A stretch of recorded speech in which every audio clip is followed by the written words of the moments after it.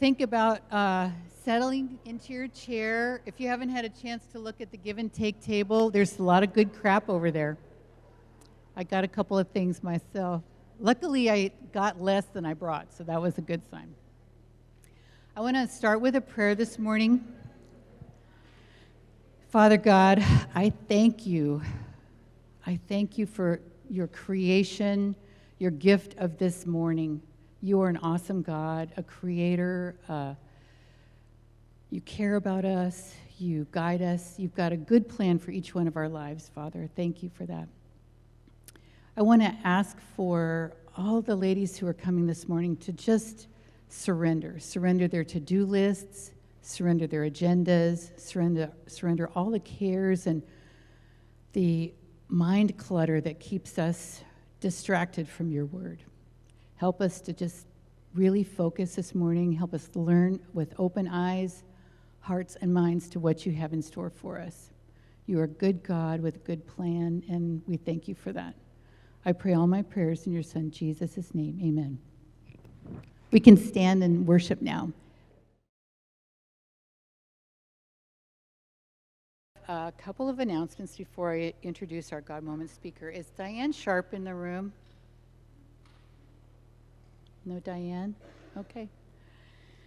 One announcement I got this morning was that for one of the give and take tables before Thanksgiving, we will be gathering food up for Families Forward. And if you're not familiar with the charity, there are some flyers in the back you can read up and see what they might be needing this Thanksgiving season. But we will have a chance to bring things in for the give and take table for that particular ministry. Now I get to introduce our God Moment speaker. Her focus this morning was direction, God's direction. She said she's challenged directionally to the point where when she's supposed to be navigating with her late husband in the car, he'll ask her, do I make a left turn or a right turn? And she'll say, make a right turn. And he'll say, okay, I know to make a left turn. I think that's rude. Well, it's hard to be a road dog with somebody like that. So anyway, if my God Moment speaker would move to the center aisle, come forward. Please help me welcome Cindy Yeager. Thank you. Yes, my friends will attest to the fact that I am very directionally challenged. And just one story, I dropped somebody off at LAX, and my sister and I drove for a half hour, 40 minutes, and then we passed LAX again. What? Wait, where are we? What happened? But anyway, I'm not only spatially challenged, but sometimes spiritually challenged to know, wait, am I on the right road? Is this where God wants me? I think I zigged when I should have zagged, and I'm messing up, I'm goofing up, I'm wasting time, and I just feel like, how can some people are so sure, oh yeah, this is right where I'm supposed to be, and I'm jealous of their confidence. But anyway, so since I've been kind of wondering about this, and then my good friend Kathy McClellan gave me this great example of, it's like a GPS, you're plugged in. If you are plugged in, you make a wrong turn, the GPS says that at the next opportunity, make a left turn or make a U-turn. And, if you stay plugged in, you'll get to your destination. And there's no lecturer yelling at you like you're an idiot for missing the turn. And that's what God is like. He's gentle, and he'll get you where you're supposed to be going. And I just feel bad I didn't think about that, because I went to the Word, and he always has, such comfort in his Word. And one of the verses was, you go before me and you follow me. I mean, you're taken care of, And then another verse that helped was, who are those that fear the Lord? He will show them the path they should take. That's Psalm 25. And then another one, a man's steps are directed by the Lord. How then can anyone understand his own way? Proverbs 20:24. And then a quote by A.W. Tozer. For the child of God, there are no accidents. He travels an appointed way. I mean, just think the comfort you can get from the Word when you're struggling. And, you know, as long as you're plugged in like a branch to the vine, He's going to get you to your final destination. And we need to trust it and just walk, and then He'll, even if you make a bad turn, He'll turn that into good somehow. So anyway, it's very comforting, and I'm now going to see if I can find my way back to my chair.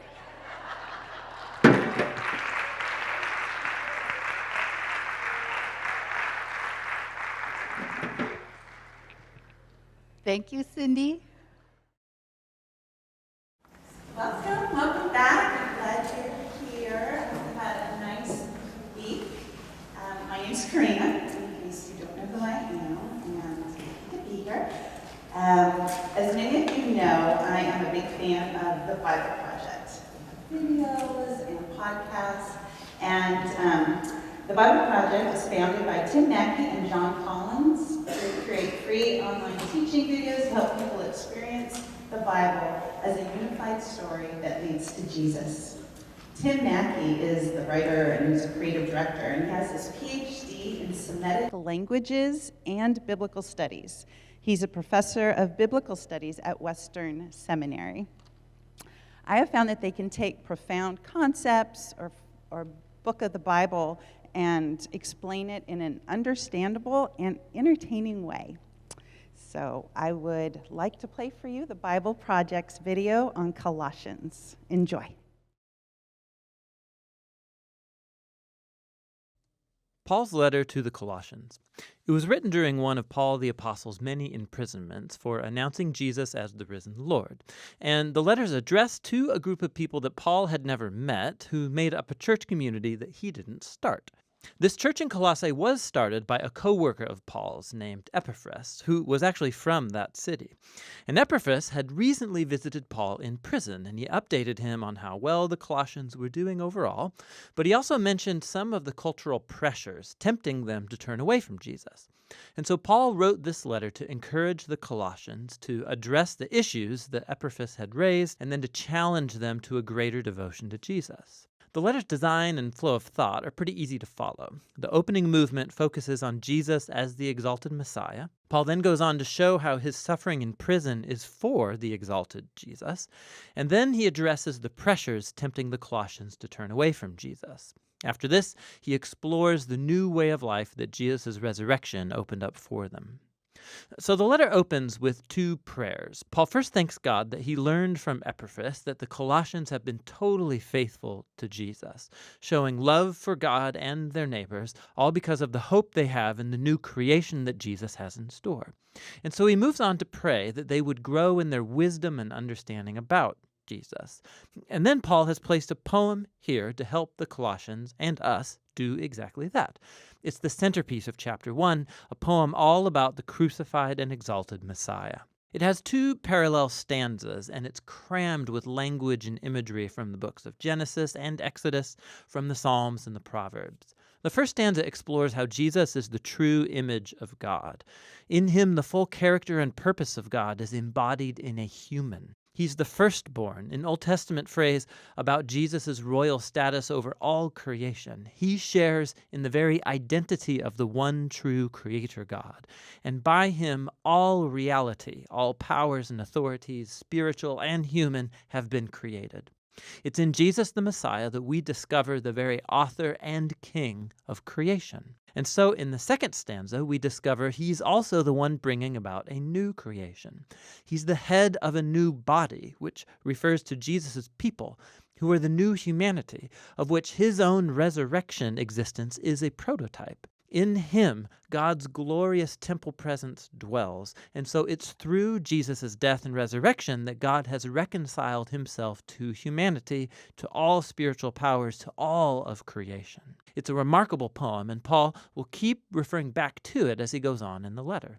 So he first shows how the truth of this poem transforms his own experience of suffering in prison. He's being punished for announcing to the Greek and the Roman world that Jesus is the resurrected Lord and King of all. And so his suffering, he thinks, is not a sign of defeat. It's actually his way of participating in Jesus' own suffering done as an act of love. And so his hardships are actually a cause for joy. He's imprisoned for the surprising news that Israel's resurrected Messiah is creating a new multi-ethnic family. And more, just as the divine glory dwelt in Jesus, so Jesus dwells in and among his international family. Or as Paul says, the Messiah is in you all, the hope of glory. Paul then addresses the cultural pressures that are tempting the Colossians to turn away from Jesus. They were confronted by a combination of mystical polytheism along with a pressure to observe the laws of the Torah. So all these new Christians, they had grown up worshiping the various Greek and Roman gods who governed different arenas of human life, and many simply included Jesus as one more deity that they could worship. There was also great pressure from the Jewish Christian community for these non-Jews to complete their commitment to the Messiah by following all of the laws found in the Torah. Specifically, he mentions eating a kosher diet, observing sacred days, and circumcision. It's very similar to the problem he addressed in the letter to the Galatians. For Paul, to give in to either of these temptations is compromise. It's a failure to grasp who Jesus really is and what he did on their behalf. The Colossians used to live in fear of spiritual powers and elemental spirits, as Paul calls them. But Jesus triumphed over these through his death and resurrection. He freed the Colossians from any obligation to them. In the same way, Jesus fulfilled on our behalf all of the laws of the Torah, which never had the power to transform the selfish human heart anyway. And so what Jesus did in his life and death and resurrection, it lacks nothing. It doesn't need to be supplemented by following the laws. He is the reality to which all of the laws of the Torah were pointing anyway. Instead of the laws, followers of Jesus have the power of his resurrection to change them, which is what he goes on to explore. Following Jesus means joining his new humanity because their lives have now been joined to the risen Jesus' life. And this is why Paul challenges the Colossians to set their minds on things above, where the Messiah is seated or rules at God's right hand. Now, Paul doesn't mean here, think about how you'll one day leave earth and go to heaven. Rather, the heavens are the transcendent place from which Jesus rules now over all of creation. And from there, he will one day return here to transform all things. Or, as Paul says, when the Messiah who is your life is revealed, you too will be revealed with him in glory. So Paul challenges them to live in the present as the kinds of new humans they will one day become. He uses the image of their old humanity, characterized by distorted sexuality and destructive speech. For Christians, that humanity died with Jesus and has been replaced by his own new humanity, which is characterized by mercy and generosity, by forgiveness and love. And this humanity, it transcends the ethnic and social boundary lines of our world to create, in Paul's words, a people where there is no one Greek or Jewish, circumcised or uncircumcised, slave or free, but the Messiah is all and is in all people. Paul then gets really practical, and he shows the Colossians what this new humanity might look like in a first-century Roman household, which was a highly authoritarian institution where the male patriarch held the power of life and death over his wife and children and slaves. Not so in a Christian household. Here, the risen Jesus is the true Lord. And so, in the Lord, the wife allows her husband to become responsible for her, and the husband is subject to Jesus by loving his wife and placing her well-being above his own. In a home where Jesus is Lord, children are not objects, but are called to maturity and to respect, and parents are to raise their children with patience and understanding. Christians who are slaves are to honor their human masters precisely because they're not the real master. Jesus is. And Christians who have slaves are to understand understand that this slave is not their property, but rather a fellow member of Jesus' body to be honored and embraced in love. And Paul's walking a very fine line here. He is reshaping the most basic Roman institution around Jesus, who rules by his self-giving love. And so while he doesn't abolish the household structure outright, the exalted Messiah demands that it be transformed, almost beyond the point of recognition for any Roman living in Colossae. You can see this most clearly in the letter's conclusion. After a request for prayer, Paul applies these instructions about Christian slaves and masters. And we discover that Tychicus is the one carrying and reading this letter to the Colossians, and he's accompanied by a certain Onesimus, who was a former slave to a Colossian Christian named Philemon. And we discover from another letter addressed to Philemon that Onesimus had escaped from his master. It was a crime worthy of imprisonment. But Paul asks the whole church to greet Onesimus as a faithful and beloved brother in the Lord. And then in the letter to Philemon, Paul says that he should receive Onesimus no longer as a slave, but as a brother. Talk about ending the letter with a punch. So in the letter to the Colossians, Paul is inviting us to see that no part of human existence remains untouched by the loving and liberating rule of the risen Jesus. Our suffering, our temptation to compromise, our moral character, the power dynamics in our homes, all of it must be re-examined and transformed. We are invited to live in the present as if the new creation really arrived when Jesus rose from the dead. And that's what the letter to the Colossians is all about.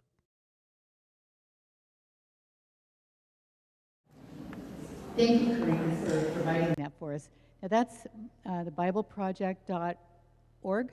Okay, BibleProject.org if anybody wants to rewatch. What? Pipe down. Now, what I'd like to do is I'm going to introduce the leaders and prayer partners, and as I call your names, if you could just go stand in the back of the room, kind of cluster up, and then I'll dismiss the groups so they can gather with you and go to the room that you've been assigned. I'm sure that everybody's gotten their list already. We do have some extra prayer journals. You can see Lisa in the back. If you've got any business to take care of in terms of your registration, Lisa's right back there.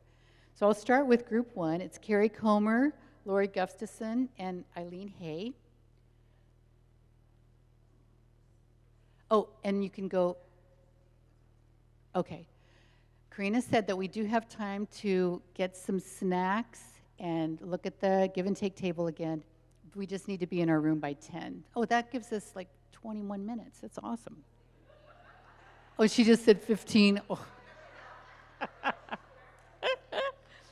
Okay, so we've got group one over there. Group two, Janet Mull, Stephanie Martinez, and Sherry Van Landingham. Group three, BJ Chandler and Debbie Primrose.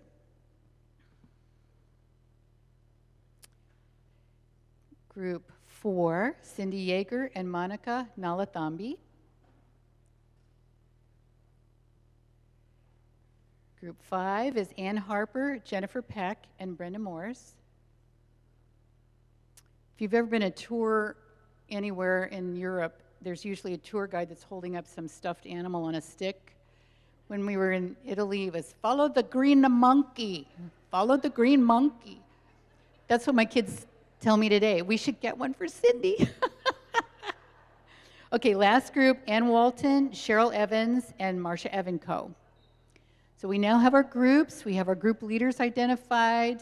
We have a time frame, so we're all set. Have a great morning.